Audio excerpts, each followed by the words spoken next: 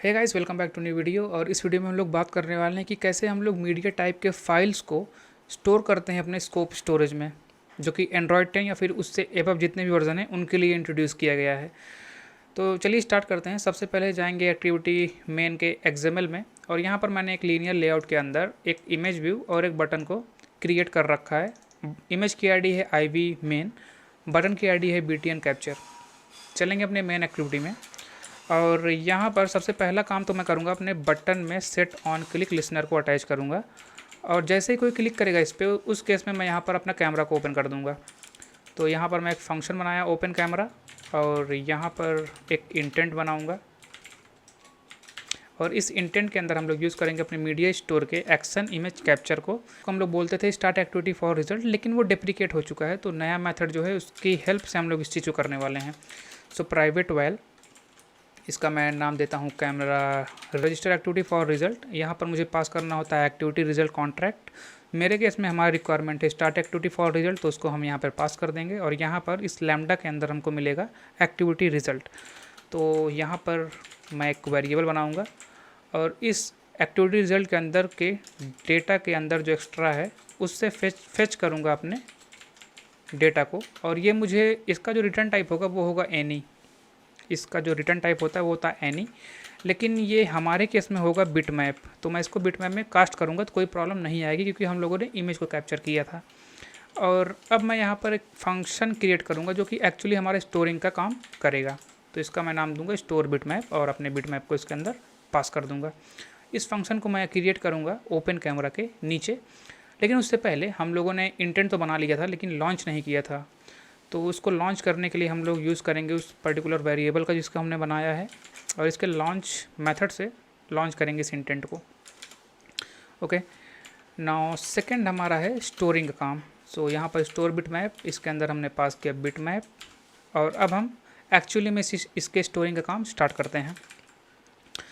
तो सबसे पहले हर केस में हमें यहाँ पर यूज़ करना होगा कंटेंट रिजॉल्वर का। तो मैं एक कंटेंट रिजॉल्वर नाम का वेरिएबल बना के इसको इनिशियलाइज करा लेता हूँ,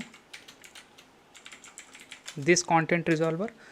और उसके बाद हमें रिक्वायरमेंट होती है कलेक्शन की, किस कलेक्शन में हम इस चीज़ों को सेव करने वाले हैं अपने मीडिया टाइप फाइल को।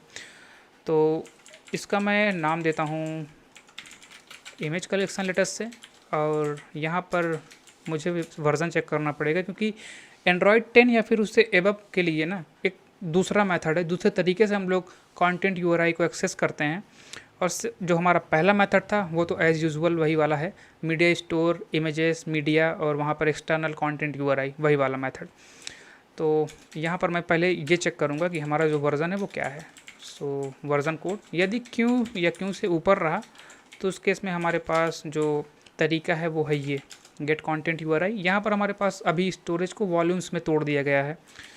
तो मैं यहाँ पर अगेन मीडिया स्टोर का यूज़ करूँगा। इसके अंदर हमें मिलेगा वॉल्यूम।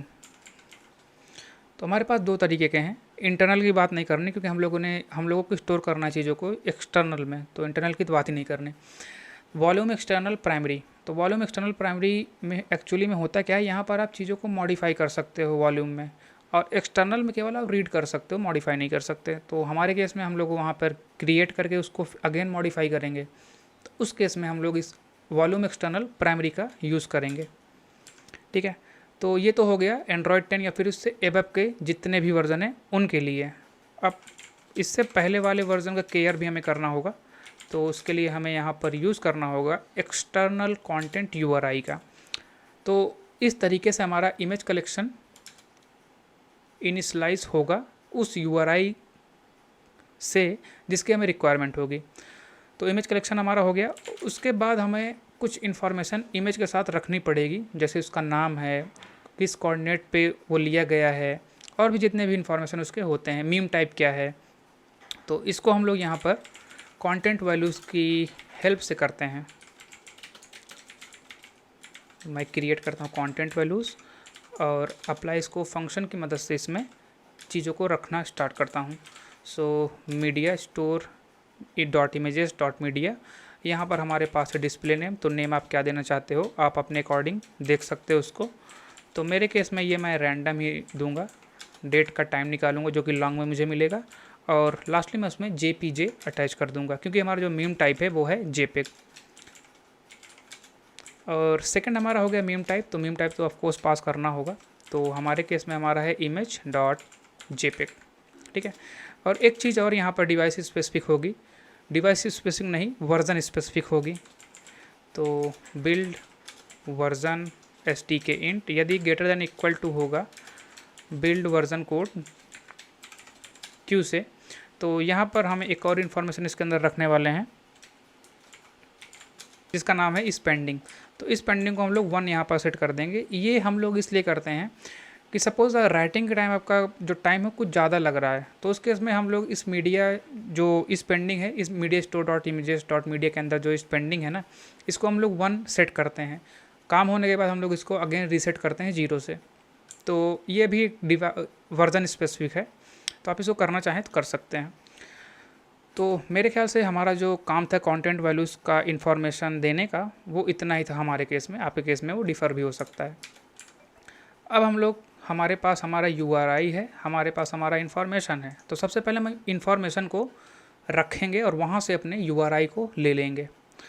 तो यहाँ पर इमेज URI अगेन यूज़ करेंगे कंटेंट रिजॉल्वर का, और इसकी मदद से इंसर्ट करेंगे अपने इमेज कलेक्शन में इस कंटेंट वैल्यूज़ या फिर जो भी इमेज का इन्फॉर्मेशन है वो।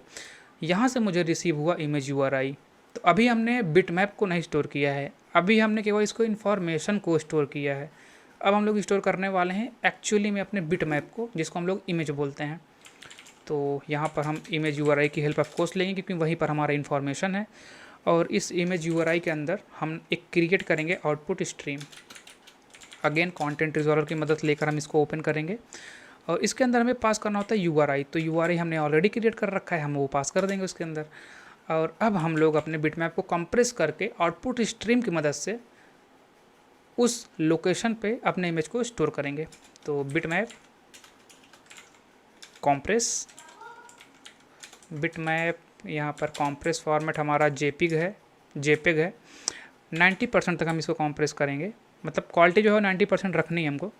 और आउटपुट स्ट्रीम मैंने बनाया हुआ है, तो यहाँ पर हम आउटपुट स्ट्रीम रख देंगे। इस लाइन की मदद से हमारा जो बिटमैप है वो स्टोर होगा इस इमेज URI पे। ऑलराइट, अब इसके बाद क्योंकि हमारा इमेज स्टोर हो चुका है, तो अब हम लोग अपने आउटपुट स्ट्रीम को क्लोज़ कर सकते हैं।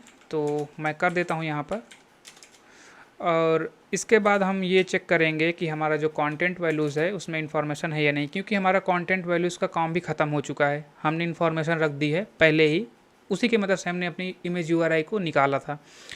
तो मैं एक काम करता हूँ, मैं अपने कंटेंट वैल्यूज़ को यहाँ से क्लियर करता हूँ। और हाँ, इस केस में आपका जो इस पेंडिंग है ना, इसमें कोई फ़र्क नहीं पड़ेगा। ऑलरेडी मैंने क्लियर करा है, लेकिन वो इन्फॉर्मेशन क्लियर होगी, ये चीज़ नहीं क्लियर होने वाली। तो इसके लिए अगेन मुझे यही चेक लगाना पड़ेगा। तो मैं इसको एक काम करता हूँ, कॉपी करके यहाँ पर पेस्ट करता हूँ, और इस टाइम इसको मैं रीसेट करता हूँ 0 से।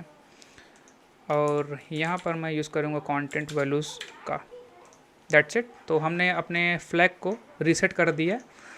एंड उसके बाद मैं अपने कंटेंट रिजॉल्वर की मदद से अपडेट करूँगा इन्फॉर्मेशन को। तो इस बार हमारा जो URI होगा वो इमेज कलेक्शन नहीं होगा, ये आप यहाँ पे आप ध्यान रखिएगा। इस बार हमारा URI होगा इमेज URI, जो कि हमने ऑलरेडी क्रिएट कर रखी है।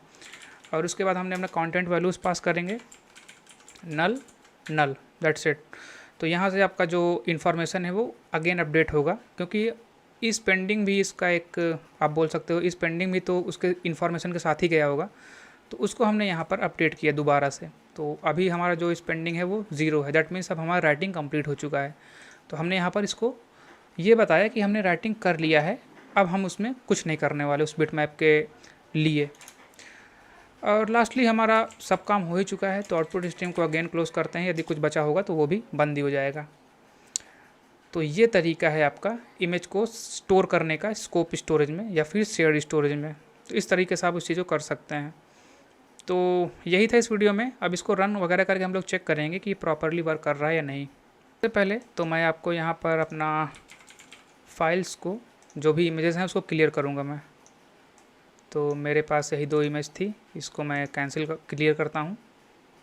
ऑलराइट, गैलरी में चेक करता हूँ कुछ है या नहीं। कुछ नहीं है मेरे पास गैलरी में, दैट्स इट। फिर से इसको रन करता हूँ और अब हम लोग इमेज को कैप्चर करके स्टोर करने की कोशिश करेंगे। तो कैप्चर क्लिक किया, यहाँ से इमेज को कैप्चर किया, सेव किया। तो मैंने इसको इमेज व्यू में सेट नहीं किया था, इसलिए यहाँ पर विजिबल नहीं है। सो अगर ये प्रॉपरली वर्क कर रहा होगा तो हमारे पास गैलरी में कुछ ना कुछ आया होगा। तो यहाँ पर आप देख सकते हैं एक ही इमेज है और वो वही इमेज है जो हम लोगों ने अभी क्लिक करके स्टोर करी है। ऑलराइट, तो इस तरीके से आप इमेज को स्टोर कर सकते हैं इन आवर एंड्रॉयड 10 या फिर एंड्रॉयड 10 से ऊपर जितने भी वर्जन हैं उस केसेस में।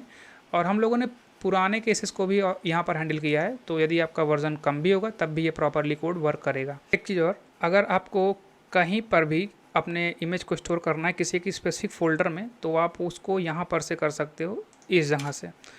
तो जब आपने यहाँ पर इन्फॉर्मेशन पास की उसी समय आप यहाँ पर एक और इन्फॉर्मेशन पास करोगे और इसको हम लोग बोलते हैं रिलेटिव पाथ।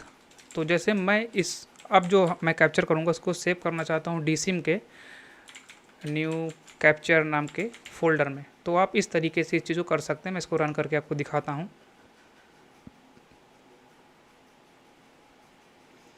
ओके, सो मैं यहाँ पर इमेज को कैप्चर करूँगा और उसके बाद चलूँगा अपने फाइल्स में